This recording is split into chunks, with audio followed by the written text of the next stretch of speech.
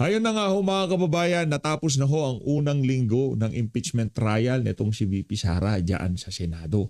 Dito sa video na to, pag-usapan ho natin ang naging live kahapon nitong si SP Cayetano at ang interview ng SMNI dito kay Atty. Delgra. Palakpakan ho muna natin itong si SP Cayetano kahapon. Talagang nagkautal-utal yung witness ng prosecution noong tinanong na ho siya nitong si Senator Cayetano at nitong si Senator Robin Padilla. Isang like at isang subscribe. Masaya na ho tayo dyan at sa mga gusto sumali sa ating community, yung join button nandyan lang ho sa baba. Ayun na nga, bago ho tayo magtungo dyan sa video na yan, itong si Senator Cayetano, itong si Kapunan, masyado ho silang bilib sa kanilang mga sarili. Akala mo naman, kasi ganito yan panalo kayo diyan sa paglalatag nyo na yan sa mga witness nyo kung tawagin. Kung sakaling yung public clamor tumitindi at nananawagan ng ating mga kababayan lumalabas sa kalsada na magbitiw na si Sara. Ganun yun, si VP Sara. Di ba? Doon natin masasabi na nagtatagumpay kayo sa inyong mga kasamaan. Kasi base ho dito kay itong menopause na daw to pero meron ba ganon? Pero sige nga, di ko alam. Meron ba ganon? Yung kahit menopause ka na o baka sa sobrang galit ka na, di ba? Prosecution gives itself perfect score on day 3. Wala pa kano natin. So, perfect score kayo. Pambihira naman. Eto, simple lang ha. Ganito na lang kasimple. Ganito, para hindi nyo na pinapahirapan ng mga sarili nyo. Kasi ako, personally, hindi ho tayo nababahala. Okay? Mababahala pa lang tayo dyan, medyo mag-worry tayo ng kakaunti kung sakaling yung binayaran di umano ni VP Sara na hitman, siya ang pauupuin dyan sa witness stand na yan at siya ang pagtatanungin nitong prosecution.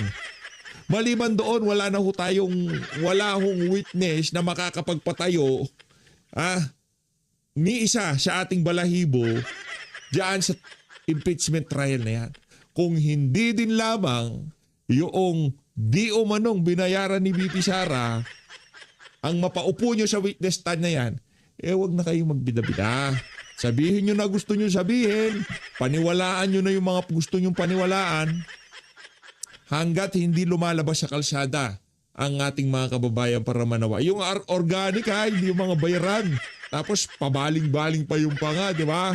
Karamihan ng mga nagrarally para dito sa administrasyon na to, puro addict din. Sa totoo lang.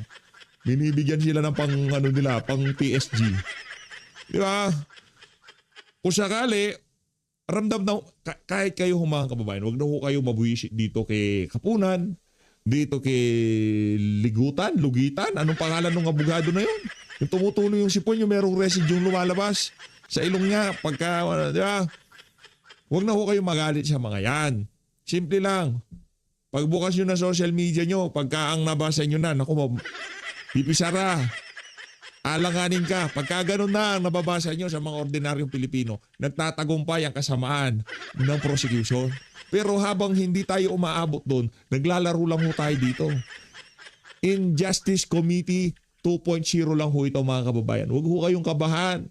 Huwag ho kayong mabahala. Huwag ho kayong mabagabag.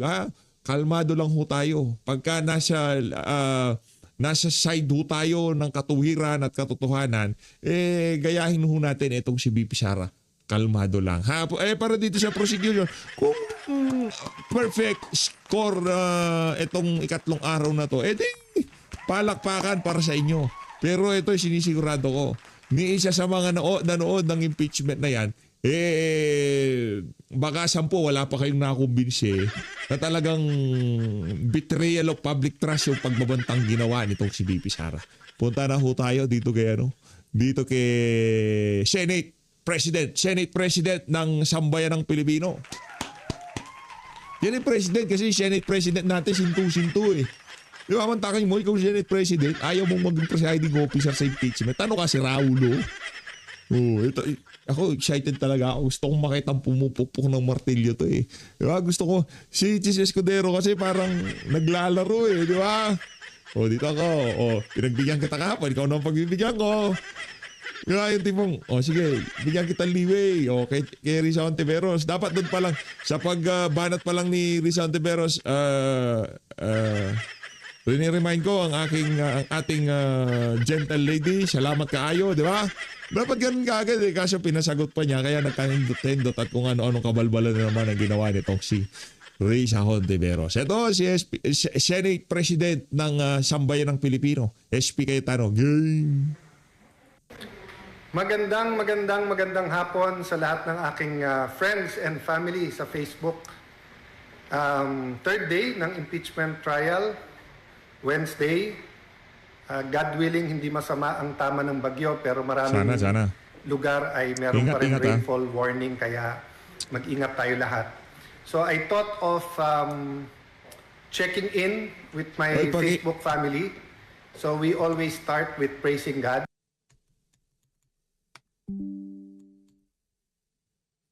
Diba? Let me remind... Ano muna kung sakaling nanonood itong si Senator Rodante Marcoleta, paramdam nyo naman ang suporta nyo dito kay Sendante. We stand with Senator Rodante Marcoleta. I-comment nyo dyan sa baba.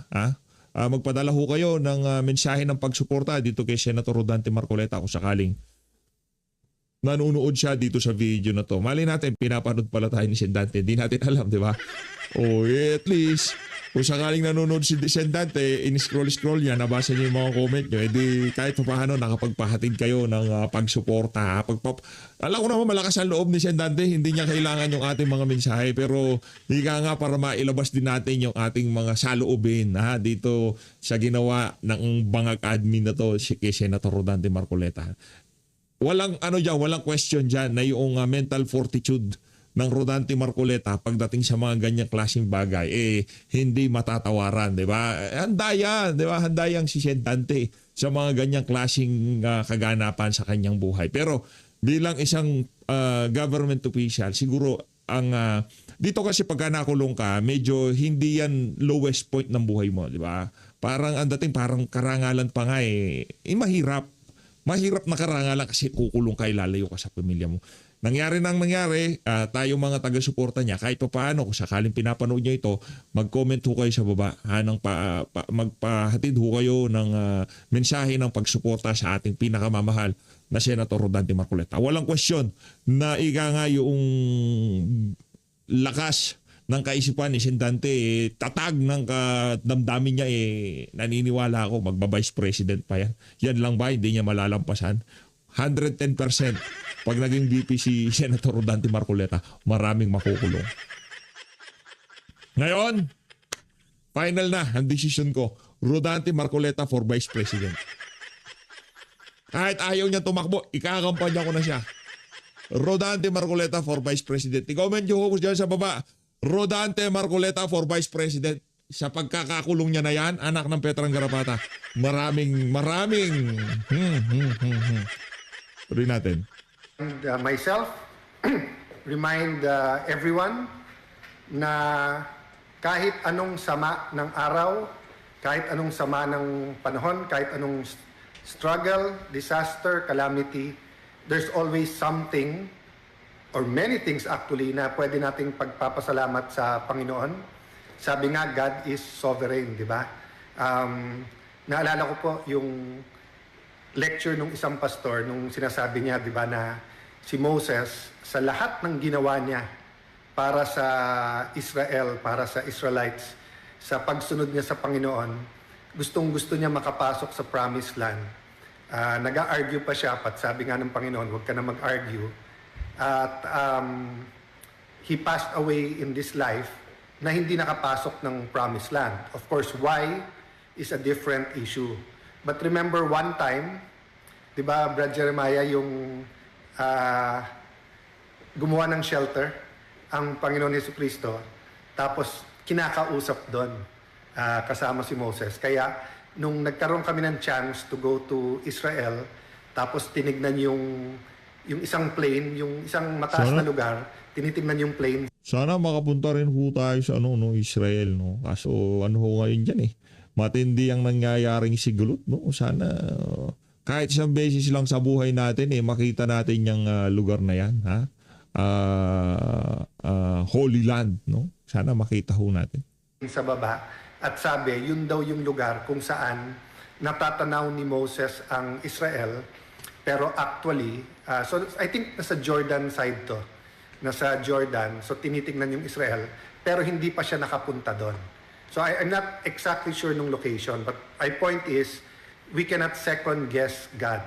So, whether pinagpre-pray nyo ngayon ay pantuition ng anak, whether pinagpre-pray ay huwag mawalan ng trabaho, whether meron may sakit sa ating pamilya, whether pinagpre-pray natin na ma-resolve itong corruption, whether kayo ay kapamilya ni Senator Jinggoy Estrada, Senator Marcoleta, former Congressman Mike Defensor, at pinagdadasal natin ang kanilang kalagayan, safety, health, at syempre hustisya. Always remember that God is sovereign and submit tayo sa ating Panginoon. Submit So, tayo. I'm not Yung mensahe ho ng pagsuporta, kahit maikli lang dyan sa baba. Sakali mapanood ni Sen, marinig niya o mabasa niya yung inyong mga mensahe sa kanya. No? Comment nyo ho dyan sa baba, comment nyo lang ho. give a recap today kasi kakatapos lang at medyo mahabang 3 araw. But what I wanted to say is that when we talk about 111 million Filipinos or kung ilan talaga ang dami ng Pilipino, hindi lang sa Luzon, Visayas at Mindanao, all around the world, you're talking about many, many things. Their spiritual belief, kalagayan nila sa economics, kalagayan nila sa lipunan, whether they're sick or not, whether nakakatulong ang PhilHealth o hindi, whether ginigipit sila ng amo nila or napakabait at lampas pa sa minimum wage ang binabayad, whether yung anak has equal opportunity, whether you're in a zone na meron pa ring mga armed struggle, or whether you're an athlete that's doing very good pero kulang ng suporta. Ang point ko po is that many, many things are going on. So just because we're having an impeachment trial, hindi ibig sabihin na yung pananalapi, ekonomiya ng Pilipinas, mga trabaho ng ating kababayan, ay hindi dapat pag-aralan, hindi dapat humanap ng mga solusyon, tumulong hindi lang sa gobyerno, kung hindi tumulong sa business community natin. So for example, 5-6, alam nyo naman, favorite namin topic yan ni former President Duterte. In fact, nilabi sa kanya yan noong 2015. Kaya nga first day ng pangangampanya, bringing out niya na yung problem ng anti-5-6. So many people have brought out this Nahirap problem. po yan. No? I mean, the problem of 5-6 Tayo ho, talagang dinidiscourage natin yung 5-6 na yan. is not actually just the 5-6 but kakulangan ng kapital. So my point is, there are many unsolved issues and problems. Hindi lang yung impeachment, hindi lang yung flood control. So we have to find a way to address all of that simultaneously. We have to find a way to rise above. So kahapon medyo natutuwa ako para sa Vietnam kasi may mga naging kaibigan ako dyan nung ako yung naging foreign secretary ng ating bansa. Pero nalulungkot ako para sa Pilipinas. Kasi nga, martial law baby ako, 1970. Lumaki ako na binabantayan ng American politics. Mga paborito kong pangulo sa US is si President Kennedy and President Ronald Reagan. And both of them dealt with the Cold War. And of course, the Vietnam War was more raging during the time of Kennedy. And then, pakonti-konti, nakikita natin kung paano umuunlad ang Vietnam. That's why we're happy for them. How the people are also being empowered. Pero yung tayo naman ang nahuhuli na, so parang parati na lang tayo na uunahan ng lahat. Siyempre, kahit papano, tinatanong ko sa sarili ko, kailan nating itatama ang ating mga mali? When will we have, the kind of leadership and kind of government that people really deserve, no? And I really believe the Filipino people, kung tayo po ay magre-repent, kung tayo po ay talagang mananalig sa Diyos, kung tayo ay magkakaisa, we will get a government we really deserve, no? So middle of the week, I'd like to invite you every 7 a.m. at 7 p.m. May iba't ibang mga tao who is praying for the nation, nation building, praying for our leaders, praying na magbago ang ating bansa. So 7-7-7 yan. Pwedeng 7 a.m., 7 p.m., pwedeng pareho, 7 days a week. So Muli, binabati ko lang po kayong lahat. Pasensya na po kayo kung yung mga personal na message, yung vlog, yung ating pong concepts na pinag-aaralan, hindi natin singdalas katulad dati. Minsan mas gusto kong ganitong format kasi katulad yan, si Mamit Esena, nababati ko, Floyd Olaer, Tita Ann Alvero, God bless you too, Dalia Monroe. Kasi nga, since May 11, nung naging Senate President tayo during that time, medyo mas formal yung setup natin nung pagbablog. Kasi nga, more binabalita ko sa inyo real time yung nangyayari at ine-explain yung mga issues. Watching from Zamboanga, Sibugay, yan, sa Ipil, Madifil, Russell Lopez, yan. So guys, I think I'll have time tomorrow till Sunday. Let's try to refocus yung mga issues. Remember guys, let's fight hate with love. Pati yung mga nagkcurse sa atin, yung nagplaplano laban sa atin, pag-pray natin. Pinsan, Joey, thank you for being so supportive. Hindi ko naka-comment sa page mo pero nakikita ko parati. Nora Tan, watching from Netherlands. Yan. Yes, may God be with us, with all of us. Herman Leda, magandang hapon sa iyo. Rets Noidi. Yan. So guys, siguro magkaroon tayo minsan ng isang session, panay good ideas lang.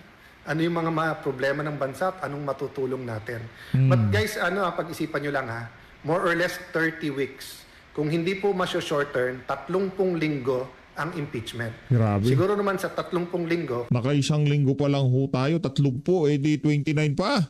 Pambihira, first week pa nga lang, parang ayoko na.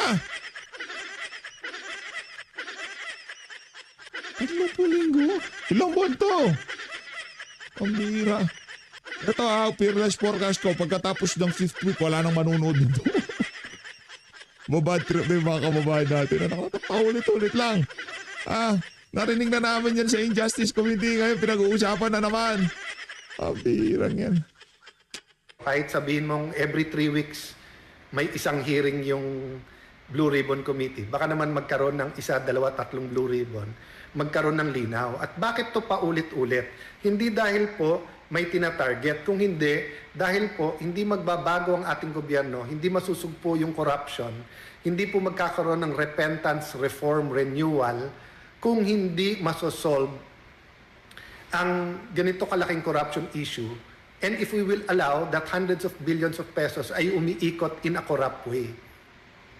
So I've talked about this many times, but maybe we can have targeted na mapag-uusapan sa ating mga vlogs or mga forums, no?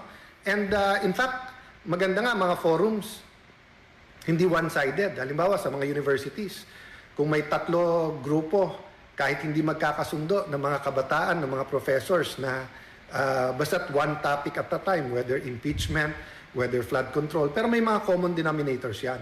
But dapat ang intention natin lahat, iisa, to honor God, di ba? Or kung sasabihin ko, to honor God and build our nation. So God bless you, magandang hapon, salamat sa lahat. God bless sa lahat, God bless sa lahat. No? Maraming salamat, Senator Cayetano. SP ng Bayan. Punta ho tayo dito kay Atty. Delgra. Duterte, ano ho ito at ano pong pangunahing dahilan kung bakit po ninyo ito inihain laban nga po dito sa... Paano yung hinihain? Ano yung hinihain? Ano yung hinihain? Ano yung hinihain? Okay. Program Pulso ng Bayan ng SMNI, Jade at Admar po ang inyong mga kasama. Maraming salamat po sa inyong oras. Magandang umaga po at magandang umaga Jade at Admar at sa inyong mga tagapakinig at mga tagapanood. Opo, attorney, kahapon kabilang po kayo sa mga petitioners sa inihain po ninyong petisyon sa Supreme Court. Kaugnay nga po dito sa impeachment trial ng VP Sara Duterte. Ano ho ito at ano pong pangunahing dahilan kung bakit po ninyo ito inihain laban nga po dito sa presiding officer, itinalagang presiding officer na si Senator Cheese Escudero? Opo, just to give you context, nung inihain na po yung pangalawang impeachment complaint sa House of Representatives, a group of petitioners, including me, Attorney Bo Victorion, and the rest, have filed a petition for certiorari sa Supreme Court questioning the second impeachment complaint. So, andyan na po yan sa Supreme Court. And then what happened during the first day was quite unusual, to say the least. Kasi meron po kayong dalawang presiding officer, pero iisa ang gavel. Yung gavel is not just a decorative item then, ano. The gavel on the rostrum is actually a symbol of authority. Kaya pag magro-ruling yung presiding officer po, binabang yung gavel to say that the authority, the judgment or the order has already been issued and therefore it should be respected. And yet we see two people, or specifically two senator judges presiding over the trial. That makes it very unusual to say the least, and obviously violative of the Constitution. Kasi paulit-ulit nating sinasabi, and I think it has been more than amplified by the manifestation and argument raised by Senator Peter Alan Cayetano, na yung pagiging presiding officer ng isang senator judge na hindi Senate President ay labag po sa Constitution. It should be the Senate President who should preside over an impeachment trial of impeachable officers except the President. Kasi alam natin, klarong-klaro sa Constitution, na pag ang Presidente is on trial, it is the Chief Justice of the Supreme Court who presides over the impeachment proceeding. But in all other impeachment trial covering all impeachable officer, it is the Senate President. Kaya kino-question, rightly so, kino-question ni Senator Peter Alan Cayetano na yung ano na yan, yung pagtatalaga kay Senator Escudero ay questionable kasi hindi sang-ayon sa Constitution. Opo. Attorney, ano ho yung para sa kaalaman lang po ng ating mga kababayan, ano hong partikular pong probisyon ng ating saligang batas o sa ating konstitusyon ang nilabag po ni, sa tingin po ninyo, nilabag po ang, dito sa pagpili nga kay Senator Chis Escudero bilang presiding officer ng Senate Impeachment Court? And the provision of accountability, if I'm not mistaken, Article 12 of our Constitution, na klarong-klaro doon na pag merong impeachment complaint that is being heard before the Senate, it should be the Senate President who should preside over impeachment complaints covering all impeachable officers below the President. At napatunayan naman din na kasi yung Constitution na ipandayan, if I may, in the proceedings of the what you call the Constitutional Commission at the time. And klarong-klaro doon sa exchange ni Commissioner Davide and Commissioner Monsud na pag hindi po presidente on trial, sino po ang magpipreside. So in that particular exchange, naiklaro po na the one who is supposed to preside is the Senate President. Opo, pero anong masasabi po ninyo doon sa mga argumento naman ng ilang mga senador dahil po yung sinabi po ninyo ay yun po mismo ang pinagdebatihan bago po sila pumili ng presiding officer sa halip nga na itong si Senate President Sherwin Gatchalian ang mamuno sa Senate Impeachment Court. That's good that you raised that point. Even the manner by which they change the rules on impeachment sa Senado, questionable din. Kasi nga, sang-ayon ako sa obserbasyon at klarong-klaro naman doon sa balita, nung June 3 na Senate session, wala po silang quorum. So kung wala kayong quorum, how can you convene a session in the Senate? So doon pa lang, questionable na. Pangalawa, it's a matter of procedure, according to Senator Cayetano, na when there is a motion that is supposed to be put on the table to be debated upon and voted by the members, it should be filed a day before. And there was none that was filed a day before. The motion to change the rules of the impeachment rules. So, yun, pangalawang rason naman na talagang questionable yung pag-iiba ng klarong-klaro sa saligang batas na it's supposed to be the Senate President who will preside over impeachment complaints covering all impeachable officers below the President. Opo. Meron pang mga naratibo, attorney. Yung mga argumento po na tahimik daw, hindi malinaw, ang nakasaad sa ating batas na hindi naman nakalagay specifically na dapat Senate President lang yung magiging presiding officer. Meron po tayong tinatawag na pag hindi po malinaw yung batas, babalikan natin yung deliberation kung paano pinanday yung batas. So in the case of Yung ginawa ni Senator Cayetano, no? Oh. the Constitution, sinabi ko nga kanina, balikan natin yung deliberation ng Constitutional Commission. Yung itinalaga ni dating Pangulong Cory Aquino para magpanday ng bagong konstitusyon after she assumed office in 1986. And that's precisely the point that was raised by Senator Cayetano, na during the exchange, si Commissioner Davide then would have wanted to make it very clear na pag in all other cases other than the President on trial in impeachment, kailangan yung Senate President ang mumumuno, ang presiding officer in that sense, no? Pero naiklaro na ni Commissioner Monsod na yun po ang ibig sabihin dyan. Ibig sabihin na pag hindi po yung presidente is the one on trial, then it should be the Senate President who is going to preside. Klarong-klaro po sa exchange in the deliberation of the Constitutional Commission na nagpanday ng ating Constitution. Opo. So no doubt about the intent of the Constitution in this particular case, in all impeachment complaints covering all impeachable officers below the President, that includes the Vice President, and down below, it would be the Senate President who should preside. Why is that important? That is important kasi yung presiding officer po, siya yung nagmamando ng proceeding ng impeachment. And that is a very important role to play. He sets the order of the proceeding. He rules on matters that are raised by the parties, both by the complainant and the respondent. No?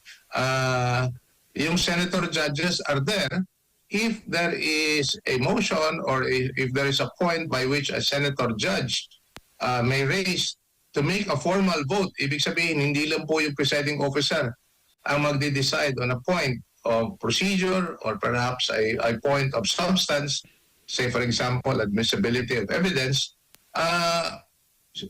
ilalagay sa botohan ng mga senator judges. Otherwise, it's the presiding officer who will rule on matters that are raised in the course of the proceeding.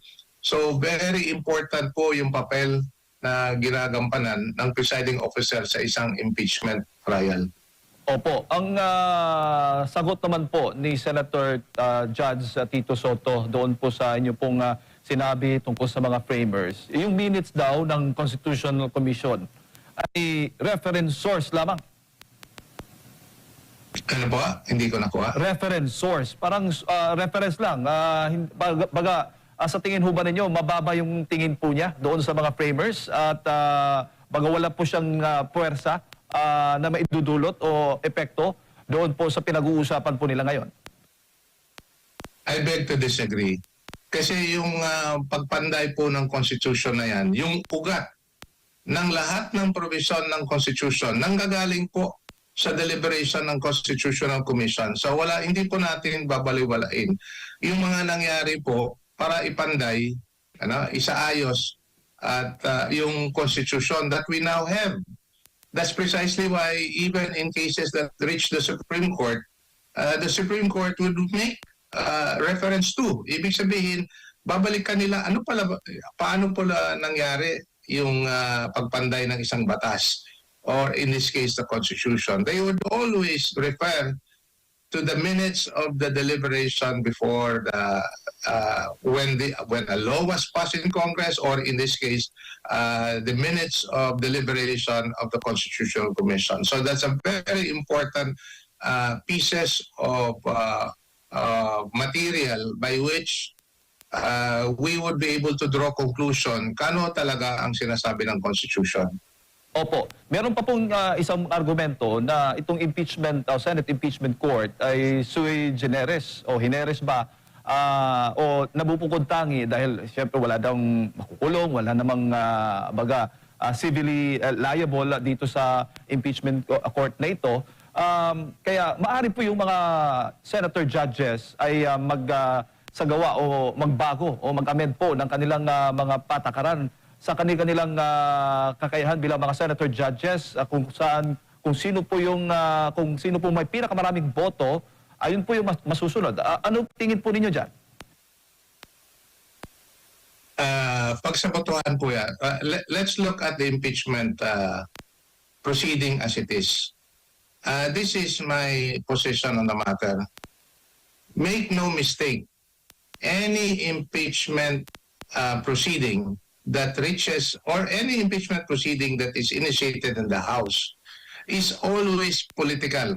It is a political process. Why? Because it comes from a political institution, the House of Representatives. So doon pa lang, klarong-klaro na politika ang proseso na sinusunod ng House. Obviously, they try to justify that it is also a legal and constitutional duty on their part. And that's a clear fact as well. Pero make no mistake, yung initiation po ng complaint, ng impeachment complaint, lalong-lalo na against an elective official, and I like to make this clear, elective official, hindi po kagaya ng dating maestrado ng Supreme Court or appointed official. Elected official ito in the case of BP Sara, it becomes even more political in character yung pag-initiate ng impeachment sa House of Representatives. Now, they try to justify. Ibig sabihin, whatever is the political setup or agenda of the House of Representatives, they will push it. And how they will push it will now be justified by whatever na nakuha nila na ebidensya. By the way, yung nakuha nila na ebidensya, lumabag pa doon sa rules nila sa House. Kasi nga, insofar as the initiation of the complaint in the House, whatever evidence you may have in the House would only be limited to what was brought before them by the complainant of the impeachment complaints. If you recall, there were originally there were 4 impeachment complaints. Tinanggal nila yung dalawa at dalawa na lang naiwan. So whatever the House Justice Committee would have discussed is only limited to the 4 square of the impeachment complaint that was brought before them. Nag-conduct pa sila ng mini trial, nagkuha pa sila ng ibang ebidensya. Obviously, that will be unfair to the respondent. And more importantly, because this is a political process, ang tinatamaan dito hindi lang po, especially in the case of BP Sara, ang tinatamaan dito hindi lang po si BP Sara.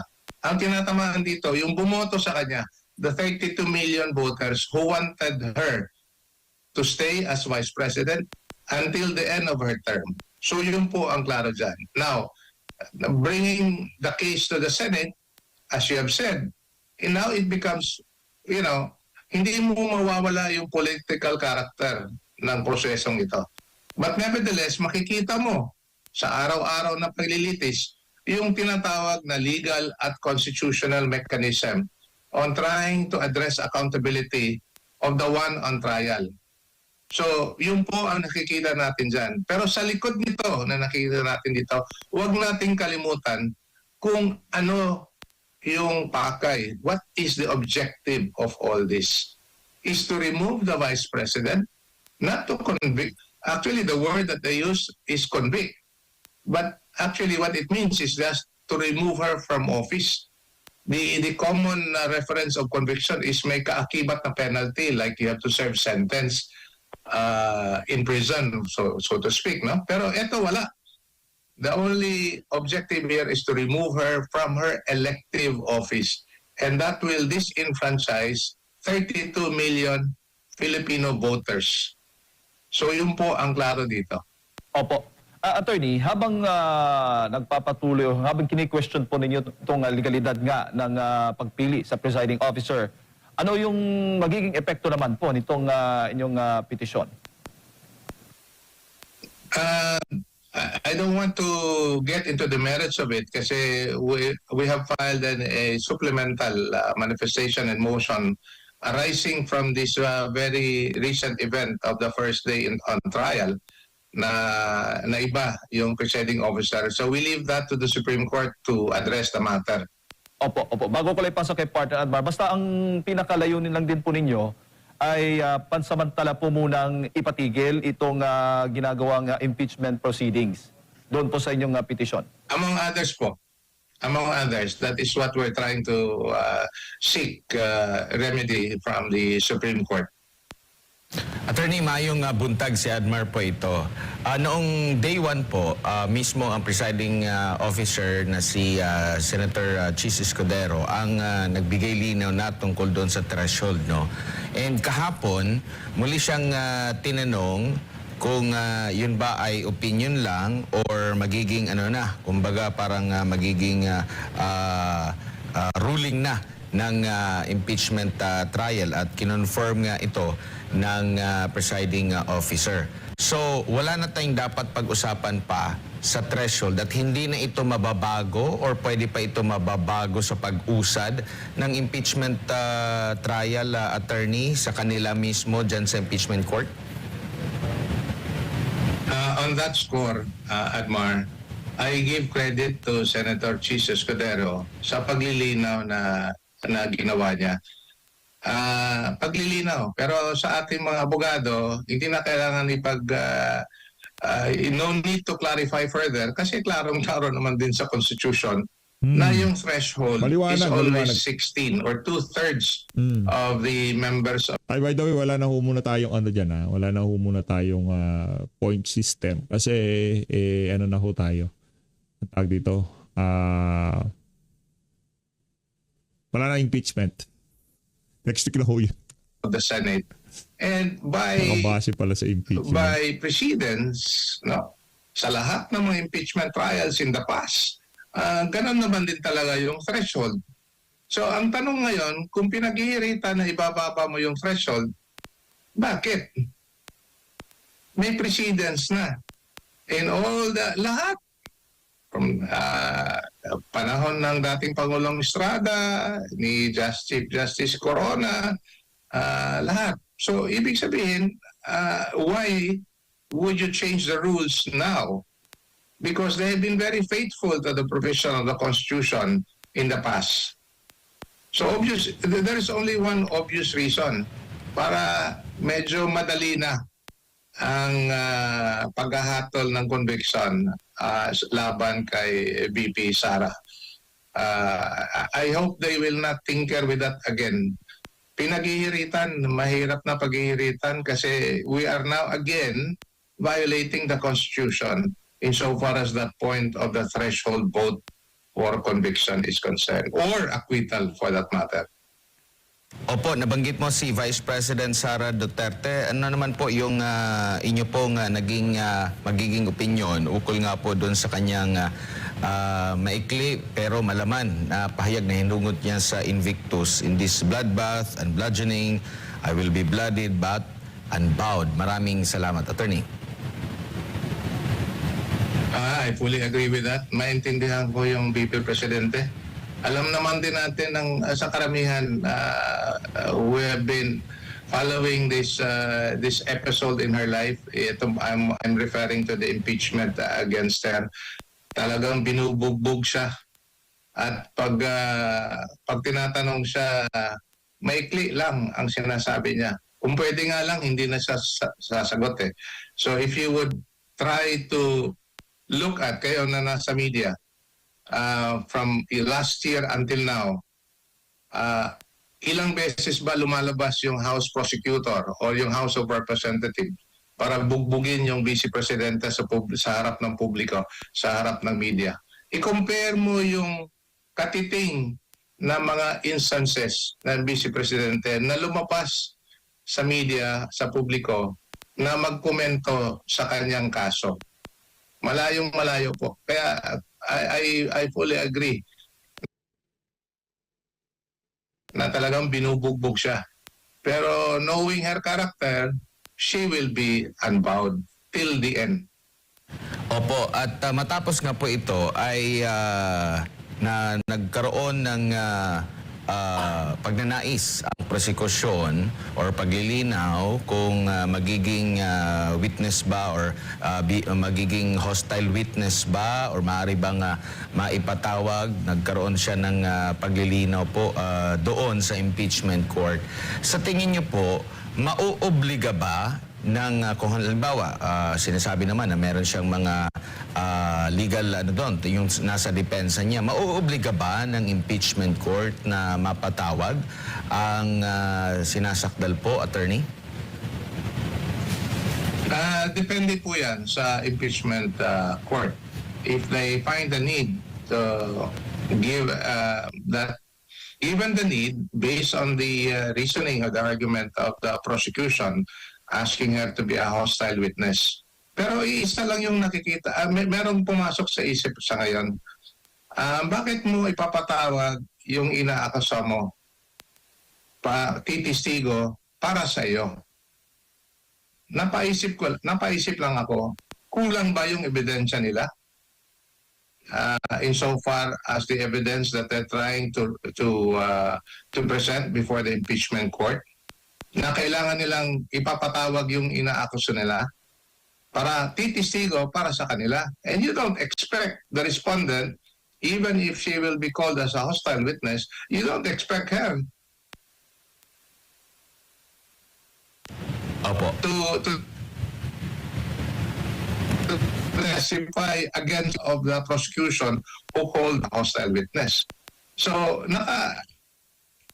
napapatanong lang ako why the prosecutor or the prosecution would call on her to be a hostile witness.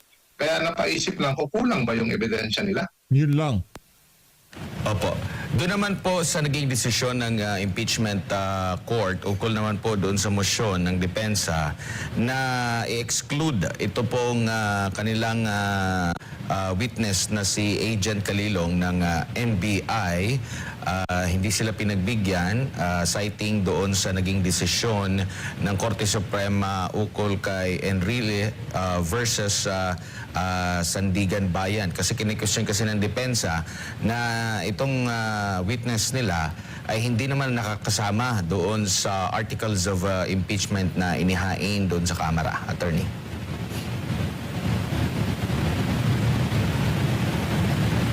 Yes, Attorney Martin. Balikan lang natin maya-maya si Attorney Martin. Ayun na nga mga kabayan, kung gusto nyo panoorin yung kabuuan ng ng interview nitong si Atty. Del Gra. Punta lang ho kayo dyan sa DZAR 1026 News. As always, maraming salamat po sa pag-support sa page update. Mag-ingat ho kayo lahat. Mahal na natin Pilipinas. Maraming salamat mga kabayan.